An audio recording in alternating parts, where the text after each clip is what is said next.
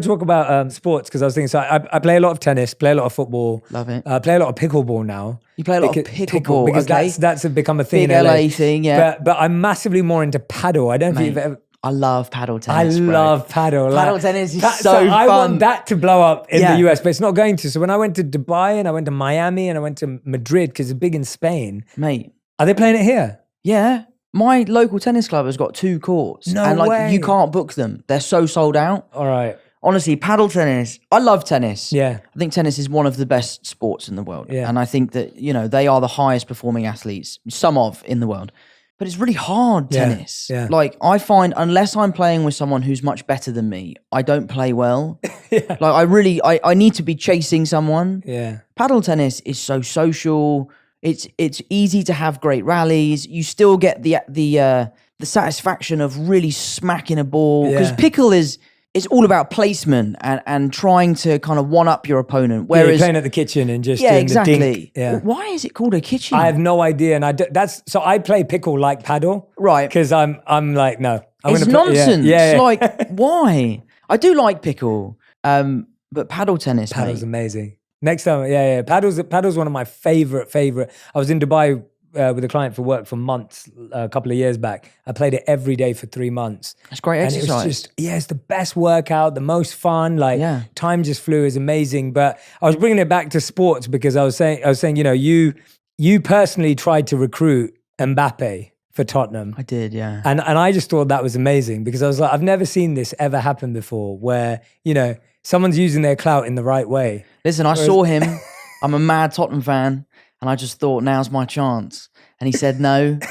The deal didn't go through. No signing bonus for myself. That was a crazy trip, that going to the Ballon d'Or. Yeah. We were there for Spider-Man. Spider-Man was coming out. I'm not really sure how that was promo for Spider-Man, but like it was part of our trip for some reason.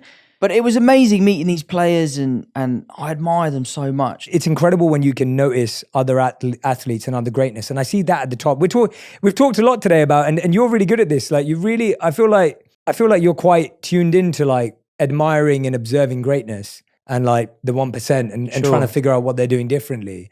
And I think that's one of the things I've definitely seen of the 1% is that there's a humility in that they have the ability to appreciate other people's greatness and skills and values and purpose. Like they're not looking at it going, I'm the best of all time. Sure. There's a part of that. They may have to say that for the cameras or they may have to say that before they go on the pitch. But actually, if you talk to them and you ask them about someone else, they'll be like, yeah, best player I've ever seen. Like they're incredible. And so who did you admire growing up in acting? Who do you admire today? Like who have been the people that, and maybe on a mindset level or maybe on or a performance level as well? There are definitely performances of people that I look up to. There are the types of careers of certain actors that I really admire. There are also like the types of lives that certain people lead that I really admire and that I really aspire to sort of be like.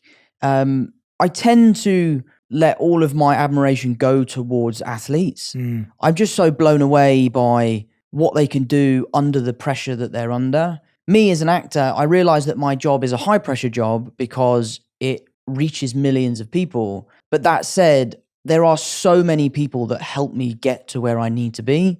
I get picked up, someone makes me breakfast, someone writes the words that I'm supposed to say, someone chooses my costume, someone does my hair and makeup, someone sets the camera up. Ultimately, I walk onto set and I do my bit, but I'm a small part in a massive machine. But when you look at someone like Djokovic or Federer or, this new Alcaraz, or the golfers or Lewis is slightly different because Formula One is so much about the team and the car and all that sort of stuff. They have to do it themselves at a certain point. There's only so much help they can get. But then when they walk onto that court for the first time, when they walk into the ring or into the octagon, it's them by themselves. They're under that amount of pressure. It's up to them whether they deliver or not. And I just have always been admiring of seeing some of the greats lose their win streak and come back even stronger. I've always really been an admirer of people that are able to do that. I think it's a folly when you see these win streaks of 50-0 and all that sort of stuff. And you're like, well, that to me isn't what a champion is. A champion is someone who had it all, lost it all,